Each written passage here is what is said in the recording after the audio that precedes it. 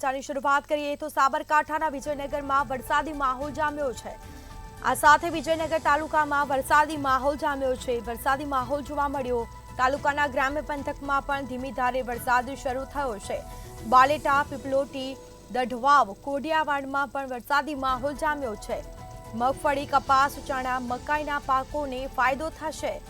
વરસાદને પગલે પાકને નવું જીવનદાન મળ્યું છે। તો આ સાથે વરસાદી માહોલ જામ્યો છે। સાબરકાંઠાના વિજયનગરમાં વરસાદી માહોલ જામતા પાકને નવું જીવનદાન મળશે। ખેડૂતો પણ ખુશખુશાલ થયા છે।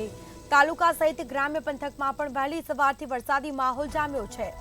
તો વહેલી સવારથી જ ધીમી ધારે વરસાદની શરૂઆત થઈ છે। આ સાથે જ બાલેટા, પીપલોટી, દઢવાવ, કોડિયાવાડમાં વરસાદી માહોલ જામ્યો છે। તો તાલુકામાં વરસાદી માહોલ જામ્યો। વિજયનગર તાલુકામાં વરસાદી માહોલ જોવા મળ્યો છે। ખેડૂતો પણ ખુશખુશાલ થયા છે। તો મગફળી, કપાસ, ચણા, મકાઈના પાકને મોટો ફાયદો થશે। પાકને પણ નવું જીવનદાન મળ્યું છે। તો વધુ વિગતો સાથે સંવાદદાતા લલિત ફોન લાઈન પર જોડાઈ ગયા છે। જી, સાબરકાંઠાના વિજયનગરમાં વહેલી સવારથી જ ધીમી ધારે વરસાદ શરૂ થયો, શું માહિતી?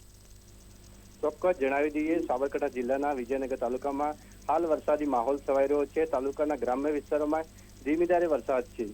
વિજયનગરના બાલેટા, પીપલોટી, દડવા, કોડિયાવાડા ગામોમાં હાલ ધીમી ધારે વરસાદ છે। વરસાદને લઈ ખેડૂતોમાં ખુશી છે। મગફળી, કપાસ, ચણા, મકાઈ સહિત પાકોને વરસાદના પગલે પાકને મળ્યું જીવનદાન।